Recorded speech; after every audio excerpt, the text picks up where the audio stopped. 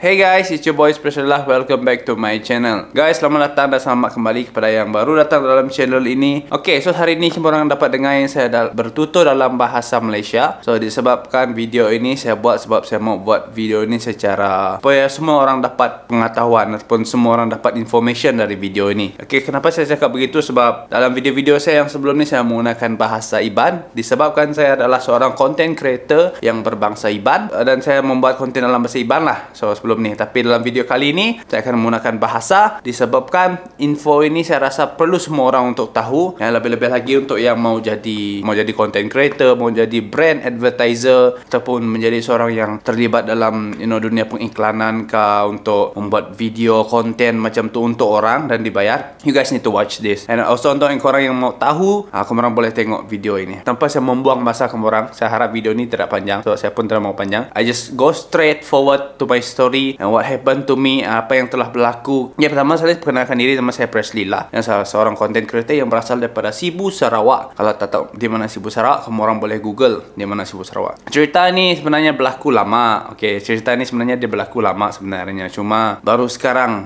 ada energi ataupun baru sekarang ada keberanian nak kongsikan ataupun nak ceritakan dekat public macam ni. Ada yang sudah tahu sebenarnya, tapi cuma orang yang rapat-rapat dengan saya yang tahu. Beberapa, I think tahun lepas, saya rasa tahun lepas kot. Pada hari itu saya baru berjinak dalam dalam pengiklanan, macam orang review, suruh saya review barang apa ini semua. Jadi itu sudah menjadi tugas ataupun menjadi kerja saya sendiri. Dan waktu itu ada seorang, I don't know lah how to call, mau cakap dia ni individu ataupun company, sebab dia menggunakan nama company untuk approach saya. Jadi kiranya company lah kan, walaupun individu tu yang tu saya. Jadi kiranya dia call saya, dia katakan saya dari syarikat ni, saya dari company ni, diorang dari Kuching lah. Okay, itu saja yang information saya dapat bagi. Diorang dari Kuching. Diorang call saya, diorang cakap boleh pergi ke Kuching sebab kami ada event besar-besaran. Dia cakap dia ada orang datang dari Jepun, ada orang datang dari ini untuk satu event yang besar lah, dia cakap. Jadi dia memerlukan saya sebagai influencer. Okay, bukan saya saja masa tu, ada seorang lagi dari Kuching, kawan saya sendiri, dia dari Kuching lah. Saya dengan kawan saya tu dipanggil. Jadi pertamanya saya katakan dengan dia macam ini, maaf, saya tidak ada budget mau pergi sana sebab saya ni bukan di Kuching, saya orang Sibu. Lepas dia cakap, oh ya kah kamu orang Sibu? Dia cakap ya. Tidak apa, dia cakap macam ni, kamu datang saja ke Kuching, nanti minyak kereta ataupun transportation kamu pakai, makan minum, tempat tinggal nanti semua kami yang akan provide lah. Jadi nanti kamu akan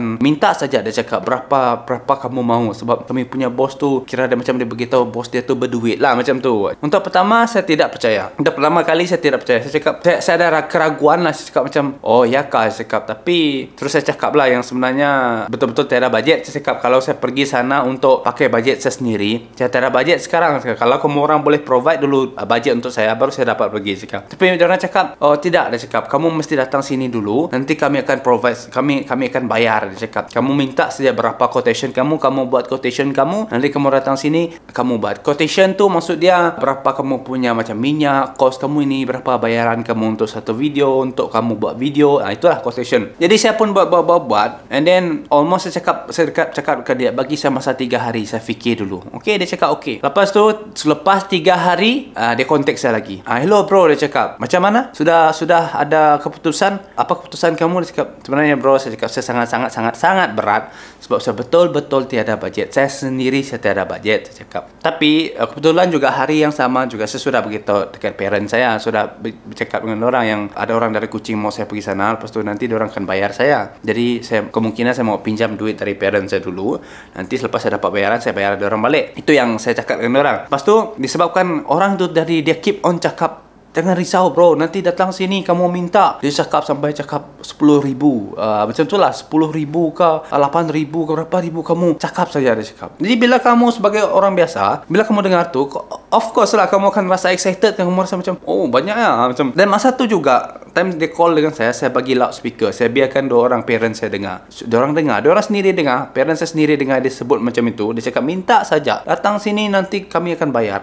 Bos minta saja dekat bos quotation berapa, nanti mereka akan bayar kamu. Dia orang dengar dan parents saya pun macam percayalah sudah. Lepas tu bila dia orang percaya, bapak saya cakap, okey lah, kamu pergilah, saya bagi kamu ini beberapa duit lah untuk pergi sana sahaja, di mana minyak kereta untuk pergi sana, makan minum untuk pergi sana, dan juga itulah semua budget tu. Jadi dengan tu saya cakap dengan dia, okey, kalau macam ni saya pergi, saya cakap dengan dia. Tapi betul-betul lah datang sana nanti saya akan dapat bayaran sebab saya tak ada budget ni. Saya cakap sekarang ni pun saya terpaksa pinjam dari orang tua saya. Dia cakap, iya betul, dia cakap betul, nanti datang sini kamu minta saja, dia cakap betul, confirm, dia cakap. Okay, and then the next day saya tak mau pergi seorang. Jadi saya bawa adik saya dengan seorang kawan saya.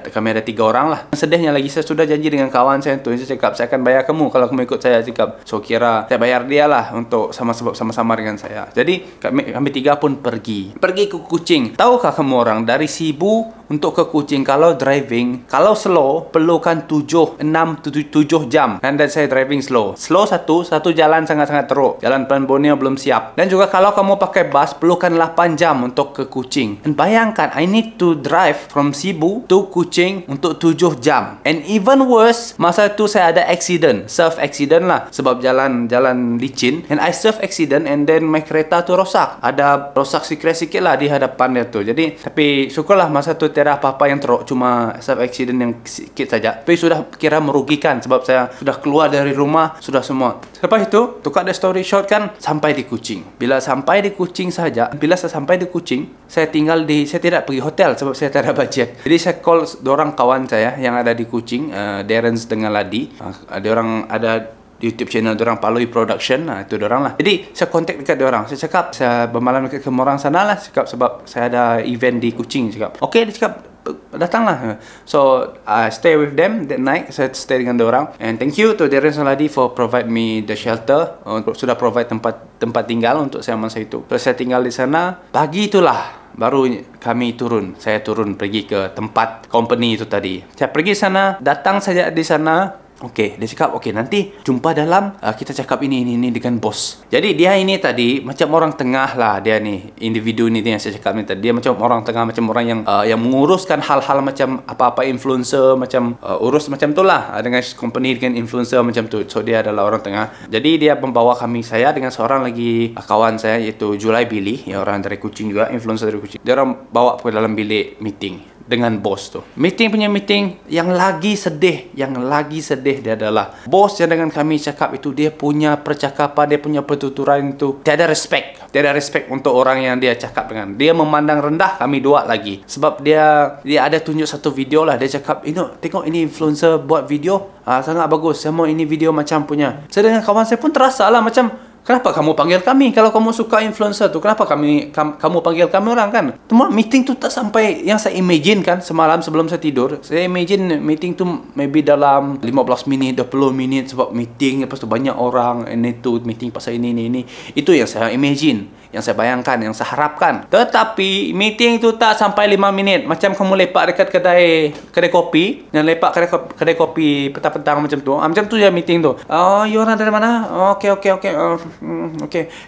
Lepas tu last kali apa bos tu cakap, macam inilah, you orang buat saja video dulu, nanti esok lusa you shoot, you bagi saya ada video, kalau saya suka nanti saya beritahu lah, kalau tidak mungkin tidak payah. Saya cakap, my God, I come all the way from Cebu for this. I come all the way from Cebu driving, almost accident, hanya untuk dengar itu. Dia cakap untuk esok lusa. Saya cakap saya tidak ada masalah untuk esok lusa. Saya datang hari ini sebab saya dikatakan saya shoot hari ini. Bila saya siap shoot, saya balik Cebu, saya edit, saya post. Itu yang sebenarnya yang saya bayangkan, yang sepatutnya yang berlaku lah. Sebab saya tanya dekat orang yang tengah itu tadi, dia cakap pun ya begitulah sepatutnya. Lepas itu balik lah. Balik after tu, keluar dari tempat tu. Tadi saya ada cakap lah dengan bos tu. Saya cakap, saya come all the way from Cebu. Saya cakap, saya datang sini just for this, saya cakap. Tapi dia cuma cakap, okay, good. Itu saja. Lepas tu dia pergi. And then saya dengan kawan saya yang Julai tadi keluar. Ini cakap dengan orang tengah tu. Rupa-rupanya dari percakapan orang tengah tu baru saya faham sebenarnya dia yang minta mau buat projek. Dia yang mau buat, baru mau buat. Jadi dia menggunakan nama saya dengan Julai ni. Untuk mendapatkan kepercayaan bos dia. Tapi bos dia tidak mau. Itu yang sebenarnya dia mau lakukan, tapi tidak berjaya. Jadi yang jadi mangsa adalah saya dengan Julai. Kawan saya tu okey lah sebab dia orang Kuching. Jadi tidak menjadi masalah besar untuk dia. Cuma membuang masa dia lah pagi tu datang sana, Macam tu. Tapi saya all the way from Cebu, driving for 7 hours just untuk 5 minit macam tu, then hilang semua. Lepas tu terus saya tanya yang itu tadi, orang tengah itu tadi, jadi mana bayaran saya? Saya cakap, mana saya punya bayaran semua? Saya cakap dengan dia. Terus saya cakap, oh maaf, saya cakap, kalau bayaran belum dapat lagi. Saya cakap, sedangkan kamu sudah janji, sudah confirm kalau saya datang sini saya dapat bayaran. Sebab saya cakap, sekarang ni saya datang sini, bajet saya sudah habis semalam. Saya cakap, untuk saya semalam dengan hari ini. Jadi hari ini saya sebenarnya harapkan ada bayaran dari kamu orang. Lepas tu baru saya dapat ada bajet kan di sini. Baru dia cakap, oh sorry, tidak dapat. Dia cakap, sebab perlu ini. Banyaklah dia punya cerita tu, dia belit, tidak straight. Dia cakap ini, dia cakap itu. Terus saya cakap, ni betul-betul sudah kena tipu. Saya cakap, memang betul-betul sudah kena tipu. Lepas tu saya cakap, at least bayar minyak saya kak, bayar hotel saya kak. Tiada 1 sen pun tiada, kosong. At least lah RM1 2 kah pun tiada langsung. Lepas tu saya betul-betul sedih. Sebenarnya saya hampir mengamuk. Saya hampir saja, macam orang cakap, hilang kesabaran. Saya mau datang tangan. Masa tu, ya biasalah lelaki kan, kita punya emosi itu macam kadang-kadang tidak dapat kontrol. Jadi saya hampir mau marah, tapi saya cakap dengan diri, sabar. Lepas tu yang kawan saya tadi pun, yang jual pun, dia faham. Oh ya betul, kesian juga kamu. Dia cakap, jauh-jauh datang dari Kuching sekali kena buat macam ni. Saya tak apa, dia cakap sebab saya orang Kuching ni, cakap masa itu. Yalah, sedih lah. Memang sangat, bukan itulah, memang sangat-sangat sedih. Saya terpaksa call dengan parents. Saya cakap, saya kena tipu. Saya cakap, diorang sudah lain cerita datang sini. And then, parents saya pun sedih. Yang paling menyedihkan, saya terpaksa minta lagi budget untuk saya stay 1 lagi malam. Sebab saya tak mau balik pagi itu, sebab rasa dia letih. Sebab saya baru sampai semalam, saya datang lambat di Kuching. Lepas tu saya pun tak ada masa. Lepas tu pagi tu kalau terus balik kan letih saya driving. Saya fikir stay lah 1 hari. Sebab tu saya minta budget lagi dari. Lepas tu pasal lah parents saya hantar lagi budget untuk saya stay. Dan I got nothing. Parents saya rugi, saya pun rugi. Dan orang tu free hilang. Macam tu saja. Dia pun lepas tangan sudah. And adalah, betul saya ada chat dengan dia. Saya cakap, kali-kali kalau boleh, jangan buat orang lain macam ni. Saya cakap, kamu betul-betul menyusahkan orang. Saya cakap dengan dia lah, saya chat voice dengan dia. Dia cakap, oh sorry, ini salah faham apa semua. Dia cakap, sebab kalau bos kami yang ini. And dia boleh cerita lah. Sampai saya malas mau dengar. Tadi saya just off je. Saya terus off contact dia. Sebab banyak sangat alasan dia. Nampak sangat yang dia cuba untuk lari dari dia punya first janji dulu, iaitu datang sini dapat bayaran, Tapi dan satu lagi benda yang sedih dia, apa yang semua orang tahu, kenapa saya cakap, mungkin tanya saya, kenapa lah rugi sampai ribu-ribu, tak sampai ribu je pun, paling-paling pun kos pergi sana pun dalam RM100 kan. Ingat tak yang saya cakap event tadi itu? Event tadi itu dia memerlukan saya syuting. Okay? Saya syuting untuk display lah. Diorang punya display. Masa itu saya menggunakan iPhone 7 Plus saya. Masih menggunakan 7 Plus lah. Mau tidak mau, time saya di Cebu ni tadi, saya terpaksa untuk saya cakap kepada diri saya, tak apa, ini untuk saya invest untuk masa depan juga, dan saya akan pakai sampai bila-bila. Tapi yang sebab saya harapkan ada bayaran balik bila saya sampai di Kuching, walaupun saya sudah mengeluarkan duit yang aman yang besar. Iaitu inilah, saya beli kamera ni yang saya pakai sekarang. Inilah sebenarnya sebab kenapa saya beli kamera ni sebenarnya. Itulah tujuannya sebenarnya, adalah untuk syuting itu sahaja. Tapi mereka tidak tahu. Saya tidak beritahu siapa-siapa. Saya tidak beritahu. Jadi saya beli ini, harga ini, korang tahu berapa harga ini? Masa itu harga dia 3,299.